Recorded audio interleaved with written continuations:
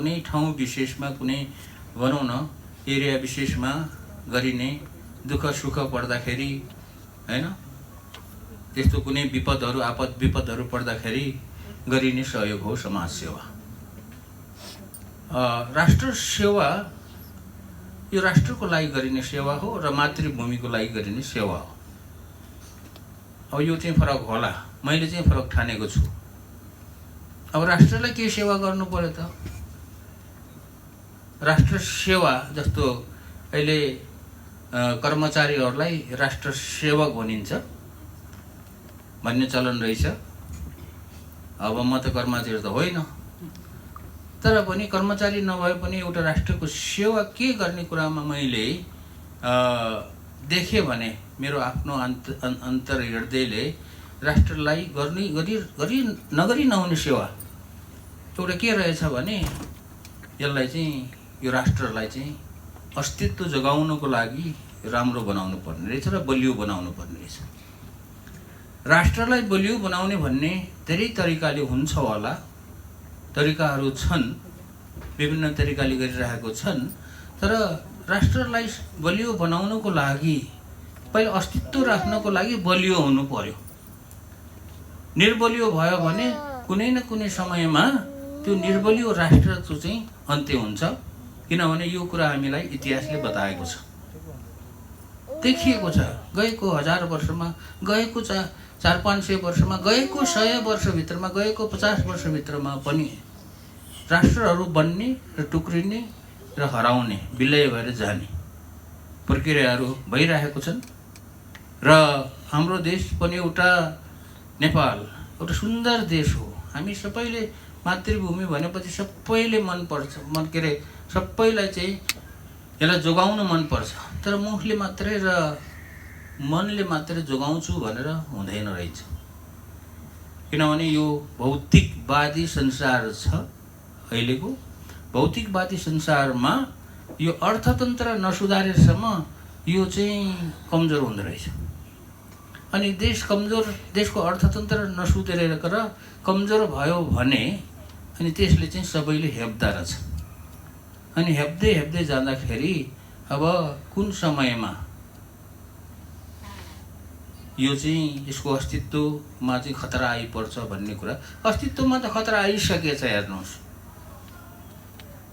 किनभने हाम्रो अर्थतन्त्र एकदमै यो बिग्रिने अथवा एकदमै यो चाहिँ कोल्याप्स हुने उसमा छ,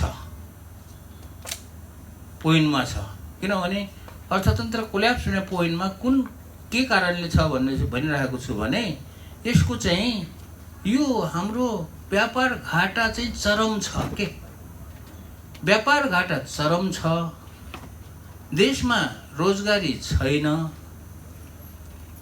हाम्रो झन्डै 40-50 लाख युवाहरू बाहिर गएर जानु परिरहेको छ।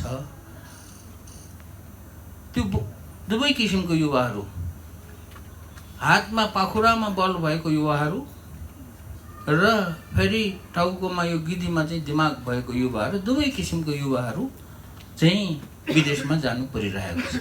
बाध्य भएर कोही रहरले गएको छैन। अब दिमाग भएको युवाहरू र पाखुरामा बल भएको युवाहरू हामीलाई चाहिन्छ र तिनीहरूले नै हो अर्थतन्त्रको विकास गर्ने। जुन युवाहरूले, जुन शक्तिले हामीले देशको अर्थतन्त्र सुधार्नु पर्ने हो, त्यो अर्थतन्त्र सुधार्ने जुन युवाहरू हो हाम्रो चाहिँ पलायन भइरहेको छ।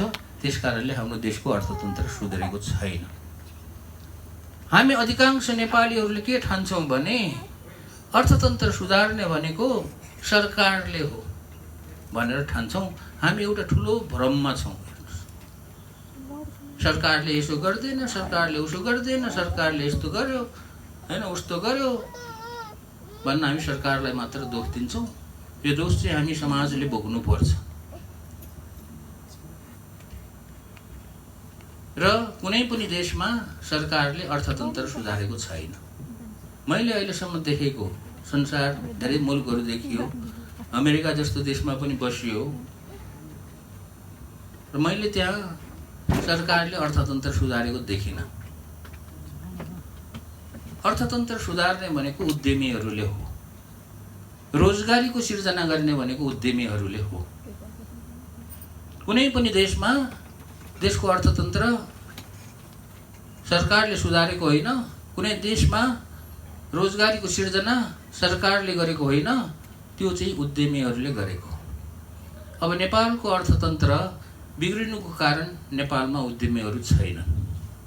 हामीले उद्यमीहरू जन्माउन सकेनौँ। 2007 सालदेखि अहिलेसम्म 72 वर्षमा हामीले धेरै उद्यमीहरू जन्माउन सकेनौँ। थोरै उद्यमीहरू छन्, त्यो उद्यमीहरू पनि एकदमै सङ्घर्ष गरेर बाँच्ने अवस्थामा छ। त्यस कारणले देशको अर्थतन्त्र बिग्रेको हो। अब उद्यमीहरूलाई जन्माउन के गर्नुपर्छ र अर्थतन्त्र सुधार्ने, रोजगारीको सिर्जना गर्ने सरकारको रोल के हो त, त्यो कुरा बुझ्नु जरुरी छ। मैले अहिले भने फेरि रिपिट गर्न चाहन्छु, सरकारले रोजगारीको सिर्जना गर्ने पनि होइन, अर्थतन्त्र सुधार्ने पनि होइन। त्यो दुईटै काम गर्ने चाहिँ को उद्यमीहरूले हो। तर सरकारको रोल के हो त भन्दाखेरि सरकारको रोल चाहिँ एउटा वातावरण बनाइदिने, एउटा खेत बनाइदिने।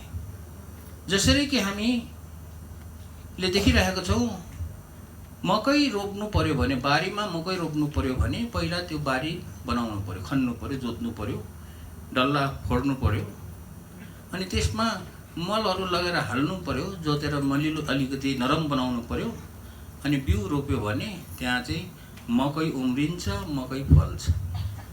त्यत्तिकै मकै लगेर छरिदियो भने त्यो उम्रिँदैन पनि धेरै मकैहरू, अनि जो उम्रिन्छन् तिनीहरूले पनि सानो सानो घोगा हाल्छ। देशमा किन उद्यमीहरू बढेनन् भन्दाखेरि त्यो उद्यमीहरू उम्रिने किसिमको जुन एउटा मलिलो वातावरण छ, मलिलो बारी जुन छ, बनाउने जिम्मा का त सरकारको हो। सरकारले त्यो जिम्मा अहिलेसम्म गरेको छैन। 2007 सालपछि अहिलेसम्म त्यो काम गरेको छैन। त्यस कारणले देशको अर्थतन्त्र बिग्रेको। त्यस कारणले राष्ट्रिय आविष्कार केन्द्रले के हो त भन्दाखेरि अब यो त एउटा संस्था भयो, यो पनि एउटा संस्था हो, तपाईहरुको संस्था जस्तै एउटा संस्था हो। अब संस्थाले के गर्ने भन्दाखेरि हामीले उद्यमीहरू निकाल्नको लागि एउटा त्यो अहिले मैले भने बारीमा मकै छर्न अगाडि जे गरिन्छ त्यो गरे जस्तो हो, एउटा प्लेटफर्म बनाइदिएको र प्लेटफर्म बनाएर त्यहाँ चाहिँ प्रतिभा भएको, सृजनात्मक यो सोचाइ भएको युवाहरू, हामीले युवाहरू भन्नाले अब के अरे यङ जेनेरेसनलाई मात्र सोध्छौँ, हामीले जम्मै जोसुकैलाई होस्, केटाकेटीहरू हाम्रो आविष्कार केन्द्रमा धेरै केटाकेटीहरू आउँछन्। केटाकेटीहरूलाई हामीले भन्छौँ तिमीहरू पनि आऊ यहाँ आएर केही गर। विद्यार्थीहरू आउँछन्, कलेज पास गरिसकेकाहरू आउँछन्, अनि बुढाहरू पनि आउँछन्। ल यहाँ आएर केही गरेर केही गर्न चाहनुहुन्छ भने र उद्यमी बन्न चाहनुहुन्छ भने यहाँ आएर केही गर्नुहोस् भनेर त्यहाँ एउटा बारी बनाइदिएको छ, एउटा उम्रिने चाहिँ एउटा बाटो, एउटा जमिन बनाइदिएको छ। त्यहाँ आएर उनीहरूले चाहिँ गर्छ। गर्ने के भन्दाखेरि अनुसन्धान गर्ने। अनुसन्धान के को विषयमा गर्ने? जुनसुकै पनि विषयमा जसले अर्थतन्त्रलाई सुधार्नलाई टेवा पुर्याउँछ। विषय भन्ने यो होइन, यो कृषिको विषयमा गर्ने कि अनि साइन्स टेक्नोलोजीको विषयमा गर्ने कि कुनै व्यापार व्यवसायको विषयमा गर्ने कि के विषयमा गर्ने।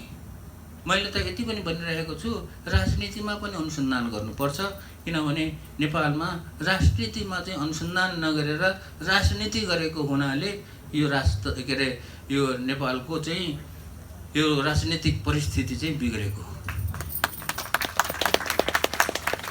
अब साहित्यमा केही अनुसन्धानहरू गर्नु छ जसले चाहिँ के छ त भन्दाखेरि हामीले एउटै कुरा के राखेको छ भने, एउटै कारण त्यो अनुसन्धान गरेर साहित्यमा अथवा राजनीतिमा अथवा साइन्स एन्ड टेक्नोलोजीमा अथवा व्यापार व्यवसायमा अनुसन्धान गरेर त्यसले चाहिँ सोसियो इकोनोमिक इम्प्याक्ट अथवा सामाजिक र आर्थिक किसिमका समाजमा त्यसको चाहिँ इम्प्याक्ट पर्छ भने त्यसले चाहिँ केही परिवर्तन ल्याउन सहयोग गर्छ भने त्यस्तो विषयमा चाहिँ अनुसन्धान गर्ने। तर प्रमुख अझै प्राथमिकता चाहिँ केलाई दिएको छ भने अर्थतन्त्र सुधार्नको लागि दिएको छ। त्यसकारणले हाम्रो राष्ट्रिय आविष्कार केन्द्रको उद्देश्य भनेको अर्थतन्त्र सुधार्नको लागि यो प्रतिभा भएको सृजनशील व्यक्तिहरूलाई प्रयोग गर्ने र उनीहरूलाई फल्ने उम्रिनु पर्यो। पहिला त उम्रिने अनि बढ्ने अनि फुल्ने वातावरण बनाइदिने। सबै कुरा हामीले गर्नु पर्दैन, वातावरण बनाइदियो आफै फल्छ, उड्छ, फल्छ, फुल्छ।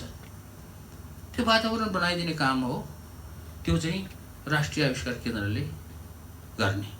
तर प्रतिभा भएको मान्छेहरूलाई राख्ने र उनीहरूलाई पलायन हुनबाट रोक्ने, देशको अर्थतन्त्र सुधार्नको लागि सहयोग गर्ने र अर्थतन्त्र सुधार्नको लागि चाहिँ कसरी अर्थतन्त्र सुधार्ने भन्दाखेरि पहिला कुरा देशको व्यापार घाटा घटाउने चिजहरू बनाउनु पर्यो।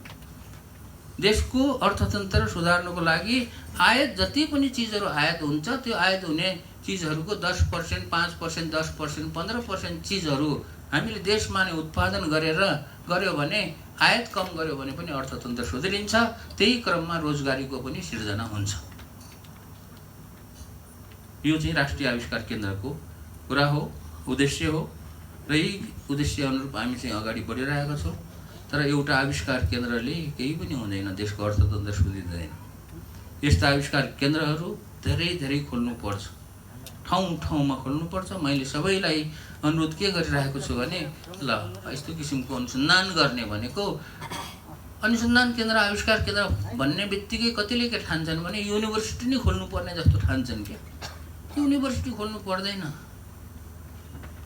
अहिले हामी त्रिभुवन युनिभर्सिटीले हामीले एउटा सानो कप्चर एउटा सानो कुनो दिएको छ, त्यहाँ बसेको छौँ र त्यो सानो कुनोमा हामीले जे जस्तो जनताको सहयोगमा गरिरहेको छौँ काम। अहिले जे जति सहयोगहरू आइरहेको छ 100% सहयोग जनताको सहयोग हो। यसमा 0.1% पनि कुनै सरकारको अथवा 1% को त कुरा छोडौँ न, 1 रुपियाँ पनि कोही सरकारको सहयोग आएको छैन। हामीलाई कुनै ठुलो दात्री संस्थाहरू तपाईहरुले कतिले के ठानेको छ भने महावीर पुन बेला बेलामा विदेश गइरहन्छ, त्यहाँ गएर अनि विदेशमा गएर त्यहाँको दात्री संस्थाहरूलाई चाहिँ फकाएर फुलाएर पैसा ल्याउँछ होला अनि आविष्कार केन्द्र चलाएको छ होला भन्छ। हामी दात्री संस्थाको ढोकामा छिर्दै ढोकामा पनि जान्दैन, हामी पैसा ल्याउने कुरा त फरक हो। त्यसकारणले यो अहिले हामीले देख्दाखेरि के छ भने हामीमा बिस्तारै यो अनुसन्धान आविष्कार गरेर देशमा चाहिँ उद्यमशीलताको विकास गर्नुपर्छ भन्ने किसिमको एउटा चेतना बिस्तारै बढ्दैछ। अलि ढिलो बढ्दैछ, अलि छिटो छिटो बढ्यो हुन्थ्यो भन्ने त लागेको छ हैन।